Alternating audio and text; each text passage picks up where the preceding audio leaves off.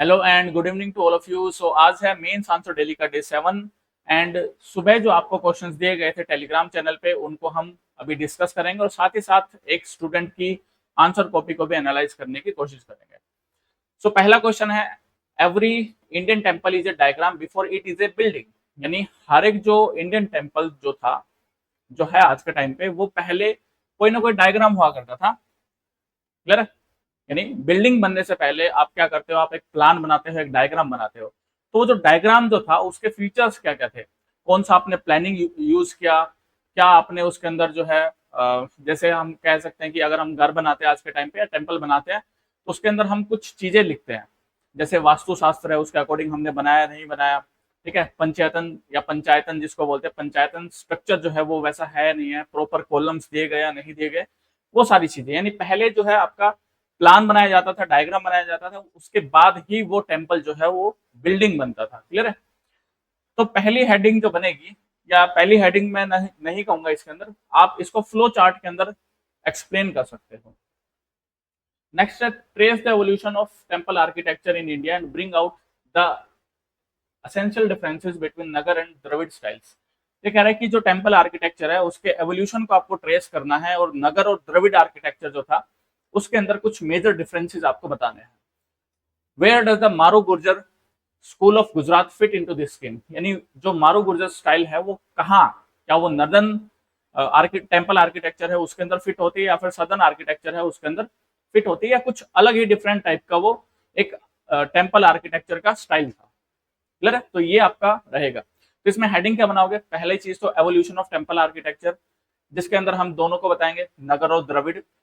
Then हम जो है मारू गुर्जर जो है उसके बारे में थोड़ा सा एक्सप्लेन करेंगे, ये बताएंगे कि ये जो है किस टाइप का टेम्पल आर्किटेक्चर हुआ करता था, यानी क्या क्या फीचर्स थे इस टेम्पल आर्किटेक्चर के। ठीक है, और थोड़ा सा हम इसको भी बता देंगे कि जो डायग्राम था बिल्डिंग बनने से पहले, उस डायग्राम के अंदर क्या क्या फीचर्स थे, यानी क्या किन किन चीजों का स्पेसिफिकली ध्यान रखा जाता था।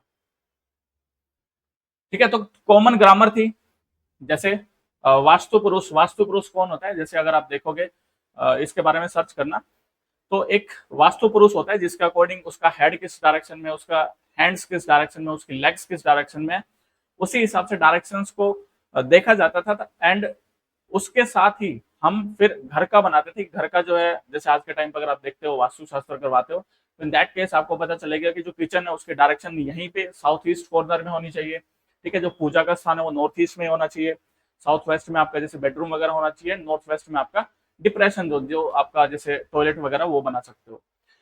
तो ऐसे ही जो ये वास्तु पुरुष मंडल जो था, यानी वास्तु शास्त्र जो था, उसका हर एक टेम्पल, चाहे वो नदर इंडिया में हो चाहे वो सदर्न इंडिया में हो, हर जगह जो है इसका ध्यान रखा जाता था। साथ ही साथ जो ब्रह्म स्थान है, वास्तु शास्त्र के अंदर एक इंपॉर्टेंट चीज है ब्रह्म स्थान। ठीक है, ब्रह्म स्थान क्या होता है? खाली जगह होती है जहां पे आप कुछ भी हैवी सामान नहीं रखते हो। जैसे आपने देखा होगा, जनरली ये जो होता है घर के बीच का स्थान होता है, जिसके अंदर जनरली हम हॉल का स्पेस छोड़ देते हैं ताकि नीचे कुछ हैवी चीजें ना रखी रहे। फिर गर्भगृह, गर्भगृह मतलब जहाँ पे जो डीटी है या जो देवता है उसकी मूर्ति रखी जाती है। देन एम्बुलेटरी पासेज वे, जिसको हम बोलते हैं प्रदक्षिणा पथ। ठीक है, ये सारी चीजें क्लियर है? तो ये कुछ कॉमन चीजें थी जो हर एक टेम्पल आर्किटेक्चर में हमें देखने मिलती है। इसको कवर करने से पहले हम थोड़ा सा देख लेते हैं स्टूडेंट की कॉपी को कि उन्होंने क्या लिखा है। ठीक है, तो इन्होंने लिखा है, introduction the temple architecture in India evolved from sacred simple design to the structural architecture complexes reflects diversity। ठीक है, इंट्रोडक्शन अच्छा लिखा है इन्होंने। ठीक है, तो आप भी 3.5-4 लाइन के आसपास इंट्रोडक्शन लिखो, जितना छोटा और बढ़िया इंट्रोडक्शन होगा वो ज्यादा बेटर रहेगा। हाँ, कुछ पॉइंट्स इसमें ऐड कर सकते हो, जैसे गुर्जर मारू जो आर्किटेक्चर स्टाइल था उसका भी कुछ आप मेंशन कर सकते हो कि टेम्पल आर्किटेक्चर जो था वो इंडिया के अंदर इवॉल्व हुआ from cave temples to the structural temples. ठीक है, एक लाइन तो ये हो गई। which also includes some regional specification या styles, एग्जांपल गुर्जर मारू आर्किटेक्चर। ठीक है, क्लियर है? टेम्पल आर्किटेक्चर ये आप लिख सकते हो। तो इंट्रोडक्शन का हर एक एस्पेक्ट जो है वो वहां पे कवर हो जाएगा आपका। एग्जांपल लिख दो यहाँ पे, रिफ्लेक्ट्स डाइवर्सिटी, एग्जांपल गुर्जर मारू, तो सफिशियंट है। Next, evolution of temple architecture, इसमें अर्ली पीरियड आपको बताना है, जैसे अगर हम देखते हैं अशोकन टाइम पीरियड पे, तो हमें वहां पे, या फिर जो बुद्धिज्म जैनिज्म है वहां पे चैत्य हुआ करते थे फॉर वर्शिपिंग, ठीक है। तो चैत्य है यानी केव टेम्पल्स है, वहां से हमें एवोल्यूशन देखने को मिलता है। लेटर ऑन जो स्ट्रक्चरल टेम्पल्स हैं, बड़े बड़े टेम्पल्स हैं जो गुप्ता टाइम पीरियड में बनाए गए थे, वो आप मेंशन कर सकते हो, ठीक है, क्लियर है। एंड स्पेसिफिकली जो चोला पीरियड है, उस टाइम पे भी हमें बड़े बड़े स्ट्रक्चरल टेम्पल्स देखने को मिलते हैं, ठीक है। तो सिंपल स्क्वायर डिजाइन हुआ करता था पहले नॉर्थ इंडिया की, अगर ये बात करें तो ये स्टेटमेंट सही है। बट आपको जो है ये एवोल्यूशन का पीरियड दोनों में दिखाना है, नदर्न में भी और सदर्न में भी, ठीक है। कॉन्टिन्यूस दोनों जगह, साउथ इंडिया में भी और नॉर्थ इंडिया में भी क्या क्या चेंजेस आए, कैसे कैसे टेम्पल आर्किटेक्चर जो इवोल्व हुआ, वो दिखाना है। ना कि सिर्फ एक ही एस्पेक्ट, जैसे गुप्ता है इसमें, जैसे इस जो पहली स्टेटमेंट है इसमें स्पेसिफिकली आपका नदर्न इंडिया का जो टेम्पल आर्किटेक्चर इवोल्व हुआ उसका फर्स्ट स्टेप बताया गया है, ठीक है। तो आपको ये ध्यान रखना है कि क्वेश्चन में दोनों ही स्टेप आपको बताने हैं, दोनों ही एस्पेक्ट बताने हैं, नदर्न इंडिया भी और सदर्न इंडिया भी। देन गुप्ता पीरियड, ठीक है, स्ट्रक्चरल टेम्पल हमें देखने को मिलते हैं, आर्किटेक्चर्स हमें देखने को मिलते हैं। देन लेटर पीरियड में जो है आपका रीजनल डाइवर्सिटी भी देखने को मिलती है, ठीक है। जैसे अगर आप नगर स्टाइल में देखोगे तो आपको उड़ीसा के अंदर सन टेम्पल्स देखने को मिलेंगे, ठीक है, और एमपी के अंदर आपको जैसे कांड्रिया महादेव टेम्पल देखने को मिलेगा, ठीक है। और आपको जो सोलंग जो गुजरात है उसके अंदर जैसे ऊपरकोट स्टाइल है, वो सब चीजें देखने को मिलेगी, ठीक है, क्लियर है। तो रीजनल डाइवर्सिटी भी देखने को मिलेगी साथ ही साथ। टेम्पल स्टाइल्स इन इंडिया, दो मेजर आपसे स्टाइल्स पूछी थी कि नदन, या फिर हम कह सकते हैं कि शिखर या नगरा, या फिर द्रविड़ा, ठीक है। दोनों के बीच में डिफरेंस क्या क्या है वो आपको बताने हैं। पहला है नगर आर्किटेक्चर, ठीक है, जिसके अंदर हमारा शिखर हुआ करता था, ठीक है, जिसको हम रेखा प्रसाद और अलग अलग जगह पे अलग अलग नामों से जाने जाता था, ठीक है। फिर आपके जैसे कलश हुआ करता था उसके ऊपर, ठीक है, और जनरली ओपन स्पेसिस हुआ करते थे, क्लोज स्पेसिस नहीं हुआ करते थे। यहाँ पे जो द्रविड़ स्टाइल है ये साउथ में हुआ करता था, ये नॉर्थ में हुआ करता था आपका। यहाँ पे जो फेमस एक चीज हर एक टेम्पल में पाई जाती थी, जो जनरली यहाँ पे नहीं मिलती थी, वो थी आपका पौंड, ठीक है, वाटर पौंड, यानी एक छोटा तालाब या पानी का सोर्स जो है टेम्पल में मिलता था। विमान है जो वहां पे नहीं देखने को मिलते हैं, ठीक है। यहाँ पे शिखर होते हैं या विमान, विमान क्या होता है, जो स्टेप आपका होता है ना, ऐसे ऐसे, ठीक है। यहाँ पे कैसे होते हैं शिखर, ये ऐसे कर्वीलिनियर,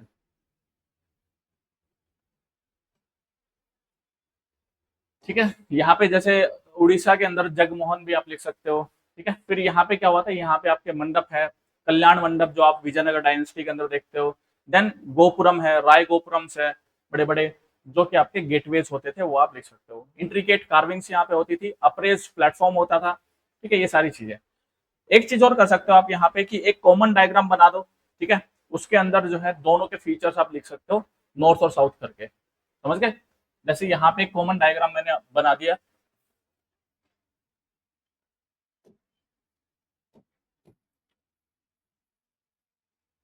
यहाँ पे मैं एक टेम्पल का आर्किटेक्चर का कॉमन डायग्राम बना देता हूँ, ठीक है, ऐसे करके, और ये ऐसे चला जाएगा, क्लियर है। और इसके जो फीचर्स हैं ऐसे आप दोनों दिखा सकते हो, ये इस साइड में था, ये इस साइड में था, ये इस साइड में था, क्लियर है। नेक्स्ट है आपका मारू गुर्जर, जो स्टाइल ऑफ आर्किटेक्चर है, जिसको हम सोलंकी स्टाइल ऑफ आर्किटेक्चर भी कहते हैं। उसके बारे में आपको थोड़ा सा बताना है कि वो किस टाइप का आर्किटेक्चर था। जैसे दिलवाड़ा टेम्पल है, मोदेरा सन टेम्पल है, वो सारी चीजें आप बता सकते हो इसमें, ठीक है। तो तीनों एस्पेक्ट जो है वो कवर हो चुके हैं। एंड एक बार क्वेश्चन को फिर से देख लेते हैं, कुछ हमारा मिसिंग तो नहीं है,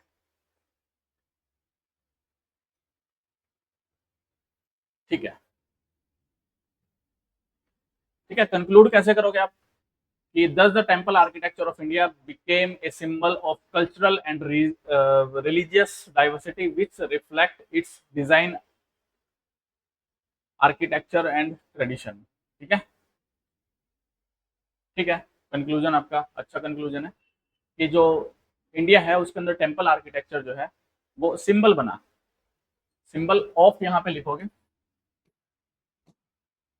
symbol of cultural and religious diversity which reflected which reflects its design, architecture and tradition। ठीक है, यानी जो रिलीजियस डाइवर्सिटी है और आपका जो कल्चर है उसका एक सिंबल बना, जो कि हमें अलग अलग जगह पे रीजनल डिजाइन है उनमें देखने को मिलता है। क्लियर है? कहने का मतलब ये है कि अलग अलग रीजन्स में अलग अलग टेम्पल आर्किटेक्चर के स्टाइल्स बने, और उन टेम्पल आर्किटेक्चर के स्टाइल्स को देखने के बाद हमें पता चलता है कि उस रीजन की क्या क्या कल्चर रहा होगा और क्या उसकी डाइवर्सिटी रही होगी। ठीक है,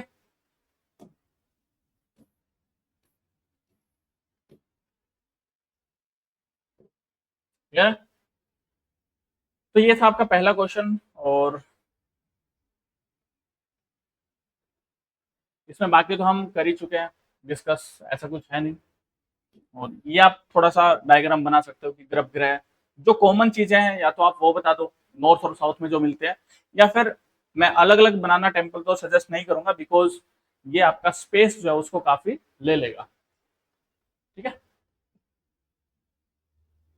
हाँ, सदर्न इंडिया में आप थोड़ा डिस्कस कर सकते हो कि जो पल्लवा टाइम पीरियड था जहाँ पे हमें सबसे पहले केव टेम्पल्स देखने को मिले महेंद्र वर्मन के टाइम पे, फिर हमें जो नरसिंह वर्मन वन है उनके टाइम पीरियड पे रथ देखने को मिलते हैं जिनको बोलते हैं मोनोलिथिक रथ। आपने पढ़ा होगा जो पंच रथ थे, है ना, जो 5 पांडवों के नाम पे पड़े थे। उसके बाद हमें स्ट्रक्चरल टेम्पल्स देखने को मिलते हैं, एंड देन आपका जो चोला टाइम पीरियड है वहां पे बड़े बड़े स्ट्रक्चरल टेम्पल्स हमें देखने को मिलते हैं। ये आप थोड़ा सा लिख सकते हो। नेक्स्ट है India is a palimpsest on which layer upon layer of thought had been inscribed। ठीक है, palimpsest क्या होता है? palimpsest बेसिकली एक ऐसा पेपर होता है जिसके ऊपर बार बार कुछ लिखा जाता है पुराने वाले को मिटाने के बाद। ठीक है, यानी पुराना वाला जो लिखा है, जैसे अगर आप कहें तो तख्ती आपने देखा होगा, स्लेट, तो स्लेट जो होती है उसके ऊपर आप लिख देते हो फिर उसको मिटा देते हो। ठीक है, एंड देन उसके ऊपर कुछ नया लिख देते हो। तो इंडिया का जो पास्ट है वो क्या है, वो आपका इंस्क्राइब्ड हुआ है लेयर बाय लेयर, यानी पहले कोई ट्रेडिशन आया फिर वो एक्सटिंक्ट हो गया या फिर वो चला गया, उसके बाद दूसरा ट्रेडिशन आया, या कोई बाहर से दूसरा ट्रेडिशन आया तो इन दैट केस उसने उसके ऊपर ओवर शेडो कर लिया। ठीक है, क्लियर है? तो ऐसे धीरे धीरे ओवर द टाइम हिस्ट्री के अंदर जो ट्रेडिशन है वो आते गए, कल्चर्स जो आते रहे, एंड उन्होंने जो है वो आपका इंडिया का जो पिक्चर है उसको कंप्लीट किया। क्लियर है? Compare Gandhara, Mathura and Amaravati schools of sculpture, यानी अमरावती, गंधार और जो मथुरा है, इनकी स्पेसिफिकेशंस आपको बतानी कि इनकी क्या क्या स्पेसिफिकेशन थी स्कल्पचर को लेकर। स्कल्पचर का मतलब होता है मूर्ति कला को लेकर। ठीक है, यानी यहाँ पे जो मूर्ति पाई जाती है या स्कल्पचर पाया जाता है उनके क्या क्या फीचर्स थे। What do they tell us about the cultural contact of their age, यानी उन मूर्तियों को यानी उन स्कल्पचर को देखने के बाद आपको क्या पता चलता है कि उस टाइम पे जो ट्रेड था वो कैसा था, या हमारे जो कनेक्शन थे दूसरे रीजन्स के साथ वर्ल्ड के, वो किस टाइप के रिलेशंस थे। ठीक है, तो आप ऐसा कुछ लिख सकते हो। तो पहले क्या बनेगा आपका?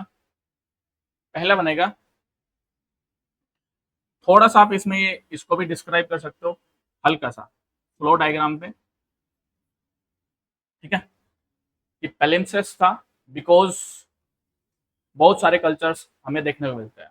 ठीक है, जैसे जैनिज्म, बुद्धिज्म है, वैदिक कल्चर है, देन हमारे पास फिर क्या है, वैदिक कल्चर है, जैनिज्म, बुद्धिज्म है, फिर हमारा जैसे अगर हम बात करें तो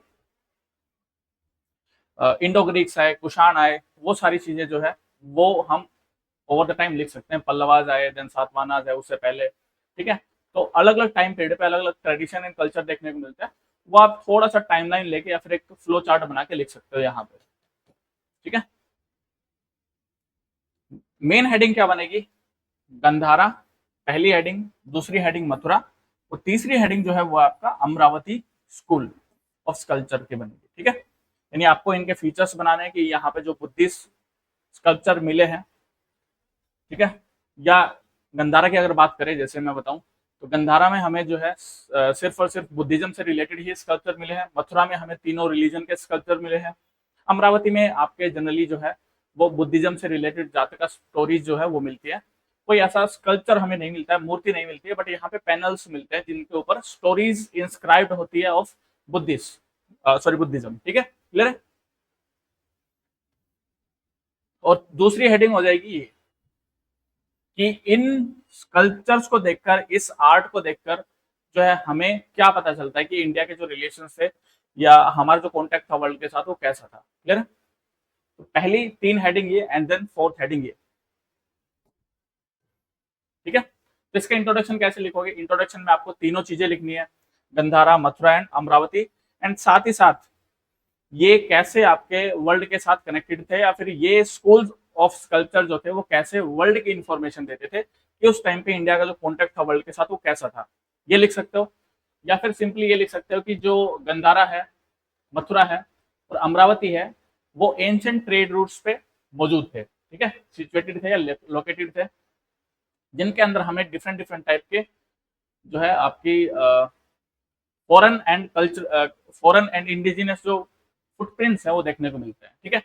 और इनके वजह से जो इंडिया का पेलिम्सेस्ट है वो बना, ठीक है। फिर आप गंधारा स्कूल के बारे में बताओगे कि वो जो है कुषाण टाइम पीरियड पे आया था, देन वहां पे जो स्टोन है वो किस टाइप का यूज होता है। एक आप डायग्राम भी बना सकते हो इसमें, जैसे यहाँ पे लिख सकते हो गंधारा स्कूल ऑफ आर्ट, फिर Mathura school of art, then Amaravati school of art. तो गंधारा में आप बता दोगे कि यहाँ पे जो स्टोन यूज हुआ था वो ब्लू टाइप का स्टोन था, ठीक है। यहाँ पे जो था वो आपका व्हाइट टाइप का था, क्लियर है। और ब्लू और व्हाइट के बीच में जो है आपका ये रेड सैंडस्टोन जो था वो यूज होता था मथुरा के अंदर, क्लियर है। तो ये आप लिख सकते हो। थोड़ा सा फीचर्स बता सकते हो कि यहाँ पे जो बुद्धिस्ट स्कल्पचर मिले हैं उनके क्या क्या फीचर्स थे, ठीक है। जैसे ड्रेपरी जो था, कपड़ा जो पहना हुआ था वो किस टाइप का था, ठीक है।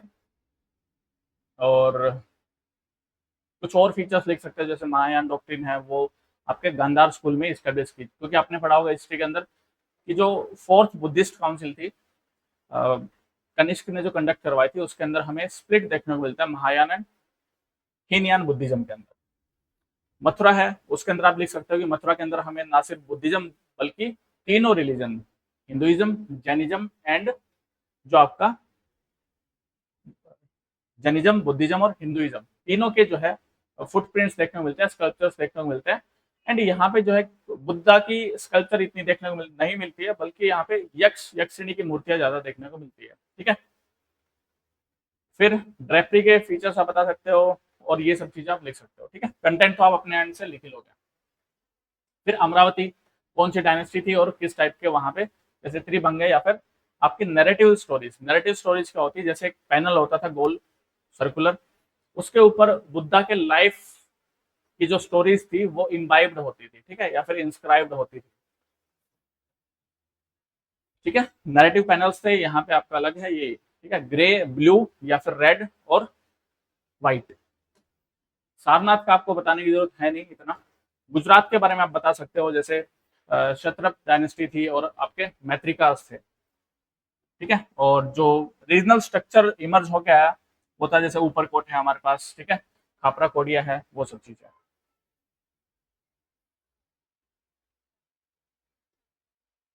अब कंक्लूजन क्या लिखोगे? कंक्लूजन आप लिखोगे कि जो डिफरेंट हमें स्कूल ऑफ स्कल्पचर देखने को मिलते हैं वो आपके एक तरीके से एक्सप्लेन करते हैं कि इंडिया जो है वो एक सिंथेसाइजर था ऑफ डाइवर्स कल्चर्स, ठीक है, डाइवर्स कल्चर का एक सिंथेसाइजर था। इसमें एक चीज और रह गई आपकी कि ये जो आपका स्कूल ऑफ थॉट्स है, स्कूल ऑफ थॉट्स का स्कूल ऑफ स्कल्पचर्स है, ये बताते हैं, जैसे अगर हम देखें गंधारा को, तो इन दैट केस हमें पता चलेगा कि वो मेजर ट्रेड रूट पे था, तो वहां से हमें इंडिया का ट्रेड विद रोमन एम्पायर देखने को मिलता है। वो सारी चीजें आप लिख सकते हो, क्लियर है।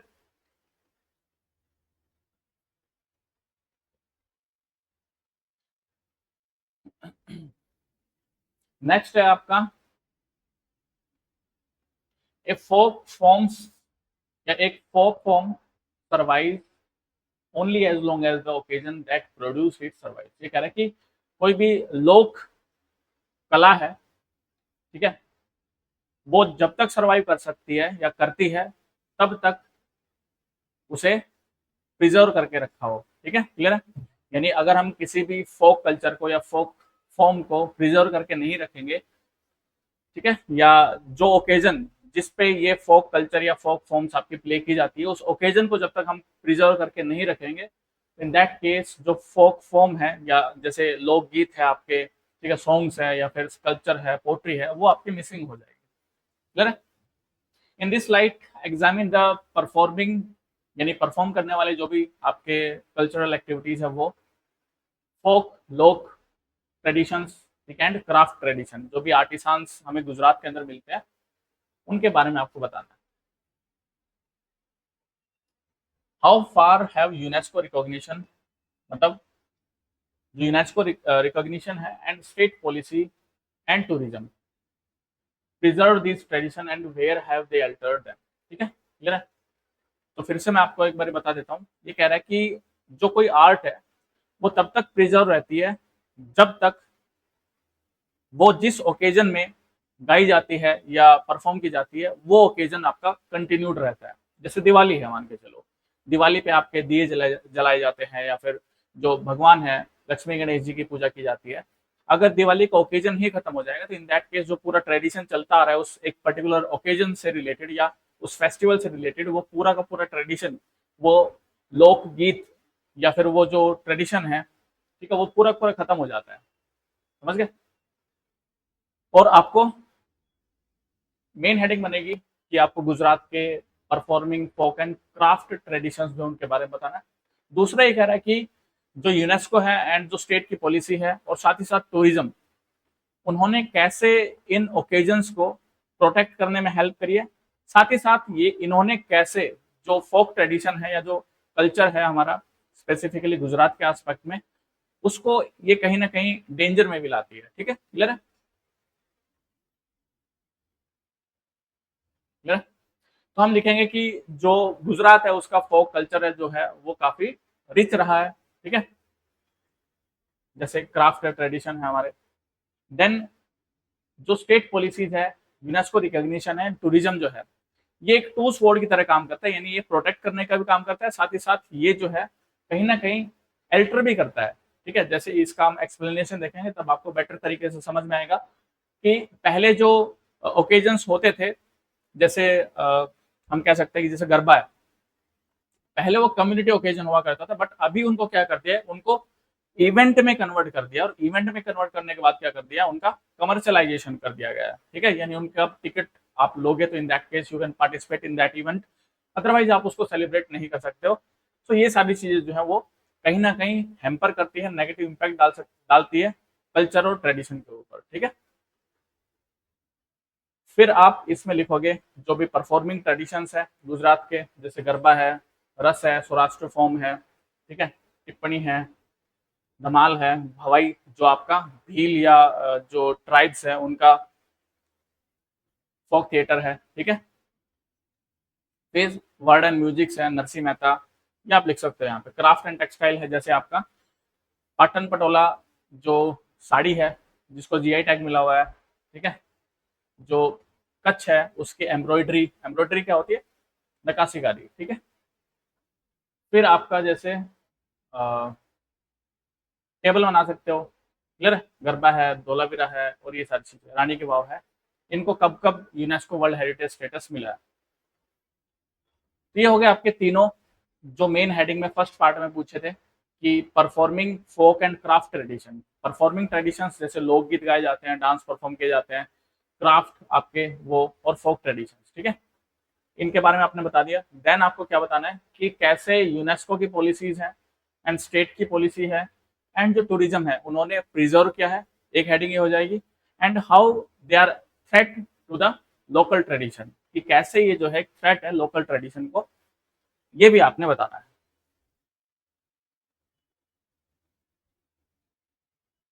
ठीक है, तो ये जो पॉलिसी है UNESCO state policy and tourism, इसने कैसे जो है प्रोटेक्ट किया है, जैसे इंस्टीट्यूशंस बनाए गए हैं आपके, जैसे म्युनिसिपल हेरिटेज सेल बनाई गई थी जिसके थ्रू इन कल्चर्स को प्रोटेक्ट किया गया। ठीक है, और जैसे यूनेस्को है उसका रिकॉग्निशन है, जैसे रानी के वाव है, उन सबको लेकर, ताकि वहां पे जो टूरिज्म है उसको बूस्ट मिले। ठीक है, ज्यादा से ज्यादा लोग आएंगे तो वो ट्रेडिशन कहीं ना कहीं अलाइव रहता है आपका। डॉक्यूमेंटेशन एंड ट्रेनिंग, ठीक है, और कुछ आपकी इंस्टीट्यूशंस भी खोले गए ताकि इनके बारे में लोगों को ज़्यादा से ज़्यादा एजुकेशन मिले। ठीक है, ये तो हो गया पॉजिटिव साइड। अब नेगेटिव साइड क्या हो सकती है, जैसे ओकेजन जो है रिप्लेस कर दिए गए हैं बाई इवेंट, जैसे आपका गरबा है, वो सारी चीजें। ठीक है, टिकट आपको दी जाती है, एंड देन जो है आपका जो आर्टिसांस है, जो पहले अपना कोई भी प्रोडक्ट बनाते थे उसमें अपनी क्रिएटिविटी जो है उसको यूज करके वो प्रोडक्ट बनाते थे, एंड उनका हर एक प्रोडक्ट जो है वो यूनिक होता था, उसमें कुछ ना कुछ उसकी पर्सनैलिटी का एक हिस्सा होता था। ठीक है, यानी उसके पास जो आर्टिसान हुआ करते थे, यानी जो कलाकार हुआ करते थे, जो कुछ कुछ चीजें बनाया करते थे, चाहे वो पोट्री हो, चाहे वो बास्केट्स हो, चाहे कुछ भी हो, ठीक है, या फिर चाहे वो बेम्बू से बना हुआ कुछ आइटम हो, तो उनका कुछ यूनिक अपना वे होता था बनाने का। बट आज के टाइम पे क्या हो गया, वो जो ट्रेडिशन है उसको कन्वर्ट कर दिया गया है कमर्शियलाइजेशन में, यानी एक्सपोर्ट में। एक्सपोर्ट की डिमांड होती है कि हमें सिर्फ इसी टाइप की ही टोकरी चाहिए होती है, तो उसमें जो आर्टिस्टिक इंडिविजुअलिटी होती है वो खत्म हो जाती है। क्लियर है? देन अनइवन सर्वाइवल है, कुछ ऐसे ट्रेडिशंस हैं जिनको ओवर प्रोटेक्शन दी जा रही है, कुछ ऐसे ट्रेडिशन है जिनको कम प्रोटेक्शन दी जा रही है। फिजिकल रिस्क है, और दूसरा जो चीज है, एक तो फिजिकल रिस्क में आ जाएगा, जैसे जो आपकी क्लाइमेटिक कंडीशन है, सैलिनिटी है, साइक्लोन्स हैं, उनके थ्रू जो भी डिस्ट्रक्शन है, अर्थक्वेक है। ठीक है, इसके अलावा मेन जो फोकस है वो किस पे दिया जा रहा है, मेन जो फोकस है वो ऑब्जेक्ट्स को प्रिजर्व करने के लिए दिया जा रहा है। ठीक है, जैसे अगर हम बात करें जीआई टैग्स जो किसी एक पर्टिकुलर ऑब्जेक्ट पे, एक पर्टिकुलर जो है आइटम को दे दिया जाता है। ठीक है, बट उसके पीछे का जो ट्रेडिशन चलता आ रहा है उसको प्रोटेक्ट करने का कोई भी प्रोविजन नहीं है, या उस पर कम ध्यान दिया जा रहा है कि भाई ये जो ट्रेडिशन है इसको भी प्रिजर्व करना हमें जरूरी है। तो ज्यादा फोकस किस पे है, ज्यादा फोकस जो है आपका ऑब्जेक्ट के ऊपर है, ना कि जो कल्चर है उसको प्रिजर्व करने पे है। तो वे फॉरवर्ड क्या हो जाएगा इसका, कि जो कल्चर है, ट्रेडिशन है, उसको भी आप प्रिजर्व करके रखो, उसके प्रिजर्वेशन में ज्यादा फोकस करो rather than preserving the object. Clear है? कैसे करोगे इसको, जैसे आप स्कूल करिकुलम में इसको इंटीग्रेट कर सकते हो, ताकि जो लोग हैं उनको ये नॉलेज मिले कि ये भी हमारा ट्रेडिशन है, ताकि वो लंबे टाइम तक आगे चल के उस ट्रेडिशन को कैरी फॉरवर्ड कर सके। क्लियर है? मोनुमेंट प्रोटेक्शन की जगह आप हेरिटेज प्रोटेक्शन करो।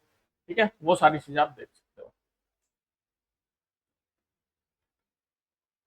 अब कंक्लूजन क्या होगा, कंक्लूजन यही होगा कि जो गुजरात है वो एक वाइब्रेंट कल्चर को रिप्रेजेंट करता है, एंड जो पॉलिसीज हैं वो इस तरह से होनी चाहिए कि वो ना सिर्फ मोन्यूमेंट्स या ऑब्जेक्ट्स, साथ ही साथ जो कल्चर और ट्रेडिशन है उसको भी प्रिजर्व करे। ठीक है, क्लियर है? समझ गए ये चीज? इसी के साथ इस क्लास को एंड करते हैं और हम मिलते हैं आपसे नेक्स्ट क्लास में। Thank you so much for joining the class.